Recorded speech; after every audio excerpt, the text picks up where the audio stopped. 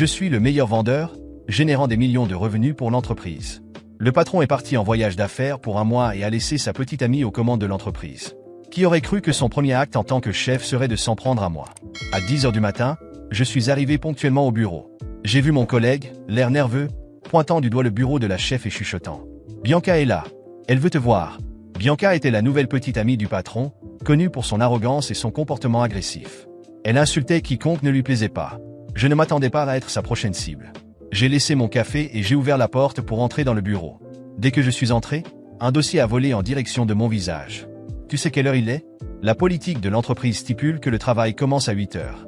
Pourquoi arrives-tu à 10 heures? Le bord du dossier m'a entaillé le front, me faisant saigner. J'ai porté la main à ma tête, regardant Bianca qui affichait son autorité derrière le bureau. Mon arrivée à 10 heures était un privilège accordé pour être le meilleur vendeur. Tout le monde dans l'entreprise connaissait cette règle non officielle. Il y a des années, lorsque l'entreprise du patron était au bord de la faillite, j'avais été embauché par hasard. Dès mon premier mois, j'avais généré 5 millions en vente, sauvant ainsi l'entreprise de la ruine. Depuis, le patron me considérait comme un atout précieux et prenait souvent en compte mes avis lors de décisions importantes. Bianca a frappé sur la table, son visage déformé par la colère. Regarde ta carte de pointage. Cela fait un mois que tu arrives à 10 heures. Tu crois être au-dessus des règles de l'entreprise? Selon la politique interne, 3 retards consécutifs peuvent entraîner un licenciement. Tu peux partir maintenant. Je l'ai regardé, incrédule. Tu me vires? As-tu consulté le patron? Je générais 80% des bénéfices de l'entreprise et elle osait me licencier. Bianca a laissé échapper un rire froid, me regardant avec mépris. Tu n'es qu'un simple vendeur, un mauvais commerçant. Quel est le problème si je te licencie? C'est l'entreprise de mon petit ami. Je suis sa petite amie. Je peux virer qui je veux. Le patron m'avait toujours bien traité, alors je ne pouvais pas partir comme ça. Je me suis assis sur le canapé. Tu devrais d'abord en parler avec lui. Bianca a levé les yeux au ciel. Pour qui tu te prends pour dire ça? Elle a directement appelé le patron. De l'autre côté, sa voix semblait fatiguée. Qu'est-ce qui se passe? Bianca, qui m'avait hurlé dessus quelques instants plus tôt, a immédiatement adouci son ton. Mon amour, tu me manques. Le patron soupira. Dis-moi simplement ce que tu veux. Bianca me regarda avec suffisance. Il y a un vendeur qui ne respecte pas les règles, il arrive toujours en retard. Je veux le licencier. Fais ce que tu veux. J'ai besoin de me reposer maintenant. Le patron accepta sans trop réfléchir et raccrocha. Bianca me regarda avec arrogance. Tu as entendu? Je peux virer qui je veux. Maintenant, sors d'ici. À peine sorti du bureau, un mélange de colère et d'incrédulité m'envahit. La porte se referma derrière moi dans un bruit sourd qui résonna dans les couloirs silencieux de l'entreprise. Tous les regards étaient braqués sur moi. Mes collègues, ceux qui savaient combien j'étais important pour l'entreprise, évitaient mon regard, feignant d'être occupés, comme si ma présence les mettait mal à l'aise. Ce n'était pas une surprise. Qui voudrait s'impliquer quand le patron était absent et que la nouvelle reine avait déjà montré qu'elle n'avait pas peur de couper des têtes? Je pris une grande inspiration et me dirigeai directement vers mon bureau. Mes affaires étaient toujours là, intactes, mais elles ne m'appartenaient plus. J'attrapai ma tasse de café, désormais froide, et en pris une gorgée tandis que mes pensées fusaient dans ma tête. Il me fallait un plan. Bianca pensait qu'elle avait gagné, qu'elle pouvait se débarrasser de moi comme si je n'étais qu'un vendeur parmi tant d'autres. Son problème était qu'elle ne comprenait pas ce que je représentais pour cette entreprise. Je n'étais pas juste un vendeur. J'étais le vendeur, celui qui avait soutenu cette entreprise quand personne n'y croyait. Et maintenant, elle pensait pouvoir simplement m'écarter aussi facilement. Je pris mon sac à dos calmement, ignorant les murmures autour de moi, et sortis de l'entreprise sans me retourner. Mais en arrivant sur le parking, je restai assis dans ma voiture pendant plusieurs minutes, fixant le volant. Mon cœur battait fort, mon esprit bouillonnait. J'allumai le moteur et rentrai chez moi, mais le sentiment d'injustice brûlait dans ma poitrine. Je devais agir. À peine arrivé, je jetai mon sac sur le canapé et pris mon téléphone. J'appelai quelques contacts importants que j'avais établis au fil des années. Des partenaires commerciaux, des clients fidèles, des personnes qui me faisaient davantage confiance qu'à l'entreprise elle-même. Je passais les heures suivantes à discuter, à écouter leur soutien et à recevoir des propositions intéressantes. Si Bianca pensait que j'étais remplaçable, elle allait bientôt découvrir combien ils allaient perdre sans moi. Dans les jours qui suivirent, je vis l'entreprise commencer à s'effondrer peu à peu. Les clients qui me faisaient confiance rejetèrent les offres, se plaignant du nouveau traitement et des nouvelles règles imposées par Bianca. Son arrogance ne tarda pas à provoquer des dégâts. Je reçus des messages d'anciens collègues parlant de réunions tendues et d'objectifs non atteints. Ce n'était que le début. Puis, je reçus un appel inattendu du patron lui-même. Sa voix semblait fatiguée, mais cette fois, elle contenait une véritable inquiétude. « Que diable se passe-t-il dans l'entreprise » demanda-t-il. « Qu'est-ce que tu crois? Bianca m'a licencié sans même te consulter. Je pensais que tu étais au courant » répondis-je en contenant ma colère. Un silence gênant s'ensuivit avant qu'il ne soupire. Je ne pensais pas que c'était si grave. Je croyais que ce n'était qu'un ajustement. Elle m'a dit que tu ne respectais pas les règles. Je laissai échapper un rire sarcastique. Ne pas respecter les règles? J'ai généré 80% des bénéfices de cette entreprise et elle m'a viré à cause d'un horaire flexible que tu m'avais accordé. Maintenant, dis-moi, comment ça se passe là-bas? Il hésita avant d'admettre. Nous avons des problèmes. Les clients sont mécontents, et Bianca ne gère pas la situation correctement. Je ressentis une pointe de satisfaction, mais je me maîtrisais. Eh bien, ce n'est plus mon problème, n'est-ce pas? Il prit une profonde inspiration. Nous devons parler. Nous avons convenu d'un rendez-vous pour le lendemain, mais je savais déjà ce qu'il voulait. Il avait besoin de moi pour revenir. Et cette fois, j'aurais l'avantage. Lors de notre rencontre, il semblait plus fatigué que jamais. J'ai fait une erreur, admit-il sans détour. J'ai donné trop de pouvoir à Bianca. Je pensais qu'elle pouvait gérer, mais clairement ce n'est pas le cas. J'ai besoin de toi. Je croisai les bras et le fixai droit dans les yeux. Revenir? Après ce qui s'est passé? Après avoir été publiquement humilié? Je ne crois pas que ce soit une option. Il passa la main sur son visage, frustré. Je comprends, mais je suis prêt à corriger cela. Qu'est-ce que tu veux? C'était la question que j'attendais. Je me suis assis avec un sourire. Je veux du contrôle. Un contrat signé qui me garantit une autonomie totale dans mes opérations, sans interférence. Je veux une clause qui me protège contre un licenciement sans ton approbation directe. Et bien sûr, une augmentation significative. Il parut surpris, mais il savait qu'il n'avait pas d'autre choix. D'accord, je vais m'en occuper. Mais j'ai besoin que tu reviennes au plus vite. Bianca est en train de tout gâcher. J'ai souri intérieurement, mais je suis resté impassible. Je reviendrai, quand le contrat sera signé et que j'aurai toutes les garanties demandées. D'ici là, bonne chance avec ta petite amie. Je suis sorti de la réunion avec une satisfaction indescriptible. Le sentiment d'avoir renversé la situation était glorieux. Au final, Bianca n'était qu'un obstacle temporaire. Une fois le contrat signé, je suis retourné dans l'entreprise avec une position plus forte que jamais. En franchissant la porte, Bianca me regarda, incrédule, mais cette fois, c'est moi qui arborais un sourire arrogant. Surprise? Ai-je demandé en passant devant elle, me dirigeant directement vers mon bureau, comme si elle n'était qu'un petit désagrément. Elle tenta de discuter avec le patron, mais il était déjà trop tard. Peu de temps après, j'appris qu'elle avait démissionné, prétendant ne pas être appréciée à sa juste valeur. Mais je connaissais la vérité. Elle ne supportait tout simplement pas la réalité, elle n'était jamais à la hauteur du poste. Finalement, tout est revenu à la normale.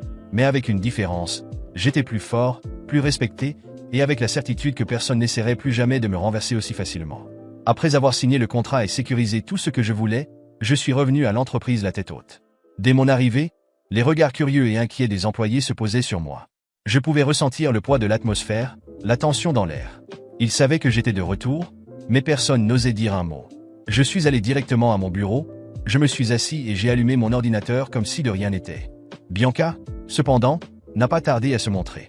Elle entra dans mon bureau comme un ouragan, le visage rempli d'une fureur contenue, comme si elle n'arrivait pas à croire que j'étais vraiment là. « Qu'est-ce que tu fais ici ?»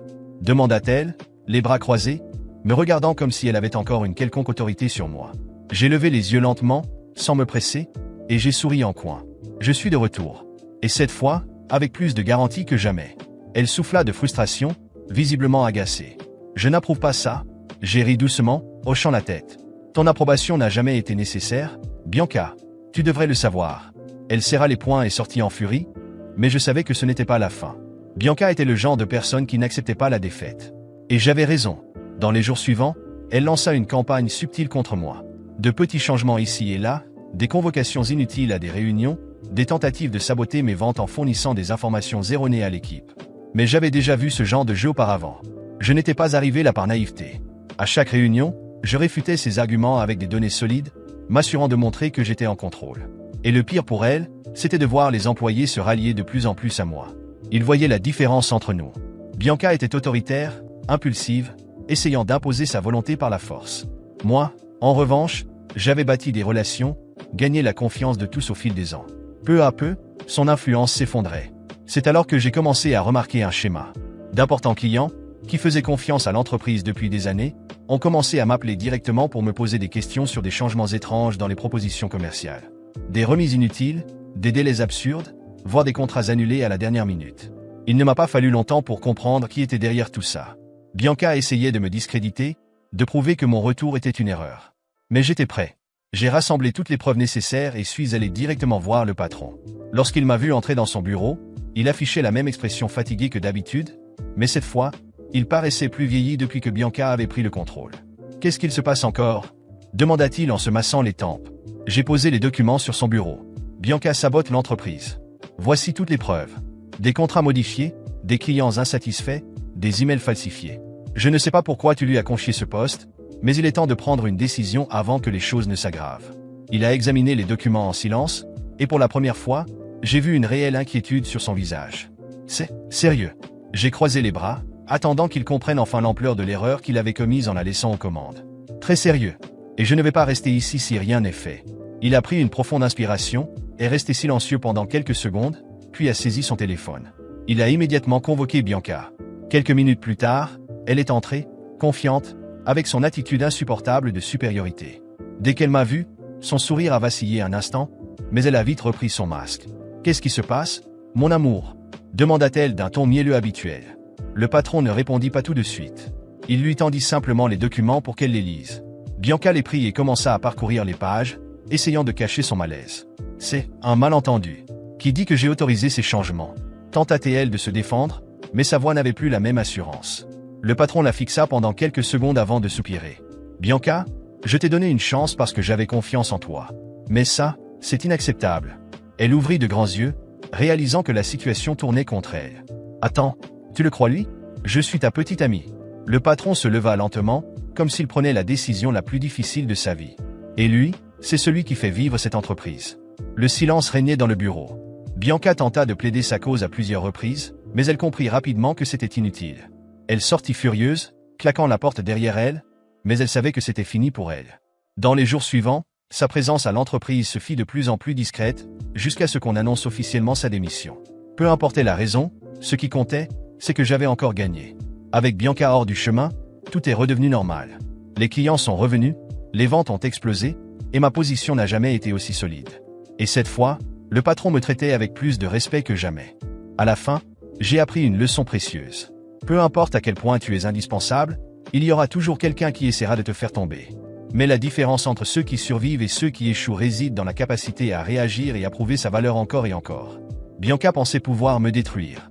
Mais tout ce qu'elle a fait, c'est me rendre plus fort, plus intelligent et plus préparé pour le prochain défi. Après avoir signé le contrat et sécurisé tout ce que je voulais, je suis retourné à l'entreprise la tête haute. Dès que je suis entré, les regards curieux et inquiets des employés me suivaient. Je pouvais sentir le poids de l'atmosphère, la tension dans l'air. Ils savaient que j'étais de retour, mais personne n'osait dire un mot. Je suis allé directement à mon bureau, je me suis assis et j'ai allumé mon ordinateur comme si de rien n'était. Bianca, cependant, ne tarda pas à apparaître. Elle entra dans mon bureau comme un ouragan, le visage empli de fureur contenue, comme si elle ne pouvait pas croire que j'étais vraiment là. « Que fais-tu ici ?» demanda-t-elle en croisant les bras, me regardant comme si elle avait encore une quelconque autorité sur moi. J'ai levé les yeux lentement, sans précipitation, et j'ai esquissé un sourire en coin. Je suis de retour. Et cette fois, avec plus de garantie que jamais. Elle souffla bruyamment, visiblement agacée. Je n'approuve pas ça. J'ai laissé échapper un léger rire, secouant la tête. Ton approbation n'a jamais été nécessaire, Bianca. Tu devrais le savoir. Elle serra les poings et sortit en furie, mais je savais que cela ne s'arrêterait pas là. Bianca était le genre de personne qui n'acceptait pas la défaite. Et j'avais raison. Dans les jours qui suivirent, elle lança une campagne subtile contre moi. De petits changements ici et là, des convocations inutiles à des réunions, des tentatives de saboter mes ventes en fournissant des informations erronées à l'équipe. Mais j'avais déjà vu ce genre de manœuvre auparavant. Je n'étais pas arrivé là par naïveté. À chaque réunion, je réfutais ses arguments avec des données solides, m'assurant de prouver que j'étais en contrôle. Et le pire pour elle, c'était de voir les employés se rallier peu à peu de mon côté. Ils voyaient la différence entre nous. Bianca était autoritaire, impulsive, essayant d'imposer sa volonté par la force. Moi, en revanche, j'avais bâti des relations, gagné la confiance de tous au fil des années. Peu à peu, son influence s'effritait. C'est alors que j'ai commencé à remarquer un schéma. Des clients importants, qui avaient autrefois une confiance absolue en l'entreprise, ont commencé à m'appeler directement pour me poser des questions sur des changements étranges dans les propositions commerciales. Des réductions inutiles, des délais absurdes et même des contrats annulés à la dernière minute. Il ne m'a pas fallu longtemps pour comprendre qui était derrière tout cela. Bianca essayait de me discréditer, de faire croire que mon retour était une erreur. Mais j'étais prêt. J'ai rassemblé toutes les preuves nécessaires et suis allé directement voir le patron. Lorsqu'il m'a vu entrer dans son bureau, il affichait la même expression fatiguée que d'habitude, mais cette fois, il paraissait plus vieilli depuis que Bianca avait pris le contrôle. « Qu'est-ce qui se passe encore ?» demanda-t-il en se massant les tempes. J'ai posé les documents sur son bureau. Bianca sabote l'entreprise. Voici toutes les preuves. Contrat modifié, client mécontent, email falsifié. Je ne sais pas pourquoi tu lui as confié ce poste, mais il est temps de prendre une décision avant que les choses ne s'aggravent. Il a examiné les documents en silence, et pour la première fois, j'ai vu une réelle inquiétude sur son visage. C'est grave. J'ai croisé les bras, attendant qu'il comprenne enfin l'ampleur de l'erreur qu'il avait commise en la laissant aux commandes. Très grave. Et je ne resterai pas ici si cela ne se règle pas. Il prit une profonde inspiration, resta silencieux quelques secondes, puis saisit son téléphone. Il convoqua immédiatement Bianca. Quelques minutes plus tard, elle entra, confiante, avec cette attitude insupportable de supériorité. Dès qu'elle me vit, son sourire vacilla légèrement, mais elle retrouva rapidement sa contenance. « Que se passe-t-il, mon amour ?» demanda-t-elle avec son ton mielleux habituel. Le patron ne répondit pas immédiatement. Il lui tendit simplement les documents pour qu'elle les consulte. Bianca prit les feuilles et commença à lire, essayant de cacher son malaise. « C'est un malentendu. Qui dit que j'ai autorisé ces changements ?» tenta-t-elle de se défendre, mais sa voix manquait de conviction. Le patron la fixa un moment, puis soupira. « Bianca, je t'ai donné une chance parce que j'avais confiance en toi. Mais ça, c'est inacceptable. » Elle ouvrit de grands yeux, réalisant que la situation tournait contre elle. « Attends, tu le crois lui? Je suis ta petite amie. » Le patron se leva lentement, comme s'il prenait la décision la plus difficile de sa vie. Et lui, c'est celui qui fait vivre cette entreprise. Un silence pesant s'installa. Bianca tenta de plaider sa cause plusieurs fois, mais elle comprit vite que c'était inutile. Elle sortit furieuse, claquant la porte, mais elle savait que c'était fini pour elle. Dans les jours qui suivirent, sa présence dans l'entreprise se fit de plus en plus discrète, jusqu'à ce qu'on annonce officiellement sa démission. Peu importait la raison, ce qui comptait, c'est que j'avais encore gagné. Avec Bianca hors du chemin, tout est redevenu normal. Les clients sont revenus, les ventes ont explosé, et ma position n'a jamais été aussi solide. Et cette fois, le patron me traitait avec plus de respect que jamais. Mais l'histoire ne s'arrête pas là. Quelques mois plus tard, j'ai appris que Bianca avait tenté de monter sa propre entreprise, cherchant à attirer nos clients. J'ai souri en apprenant la nouvelle. Je savais qu'elle n'avait ni l'expérience ni la vision pour réussir. J'ai observé de loin son entreprise vaciller, prise dans de mauvaises décisions et une mauvaise gestion. Je ne suis pas resté les bras croisés. J'ai utilisé mes contacts, mon influence et mon expertise pour lancer une série de stratégies qui ont non seulement renforcé notre entreprise, mais ont aussi rendu impossible la survie de la sienne. Chaque client qui l'approchait, je lui rappelais son historique d'échecs. Chaque investisseur intéressé, je lui faisais parvenir la vérité sur son incompétence. Finalement, Bianca a déclaré faillite. Un jour, j'ai reçu un message d'elle, rempli de colère et de frustration. Je l'ai lu en souriant, mais je n'ai pas répondu. Ce n'était pas nécessaire. Elle avait creusé sa propre tombe. Au final, j'ai compris que la meilleure vengeance n'est pas celle qui se crie, mais celle qui se savoure en silence, en regardant son ennemi se détruire par ses propres décisions.